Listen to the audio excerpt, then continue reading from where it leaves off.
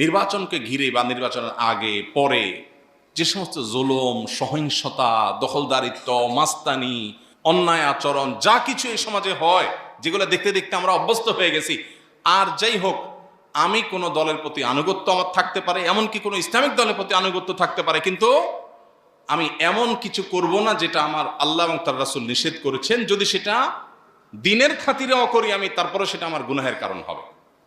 আমার ভোট দিতে গিয়ে, আমার নির্বাচন কেন্দ্রিক পদক্ষেপ নিতে গিয়ে, সিদ্ধান্ত দিতে গিয়ে, মতামত দিতে গিয়ে আমি যেন আল্লাহর ভয় মাথায় রেখে চলি। আল্লাহ আমাদের সবাইকে সেই তৌফিক দান করুন। আমানতদারিতা যেন আমরা রক্ষা করি, এমন কিছু যেন না করি যেটার কারণে আল্লাহর কাছে আমাকে দাঁড়াতে হবে। আমি আমার ভোটের কারণে জান্নাতে যাওয়ার পথ, জাহান্নামে যাওয়ার পথ কোনটা সুগম করছি? আমি কি টাকার বিনিময়ে ভোট বিক্রি করছি? আমি কি বায়াসনেসের ভিত্তিতে করছি, নাকি আমার বিবেকের কাছে, আল্লাহর কাছে জবাবদিহিতার জায়গা থেকে আমার সঠিক সিদ্ধান্ত, আল্লাহ আমাকে যেটা বোঝার তৌফিক দিয়েছেন সেটা আমি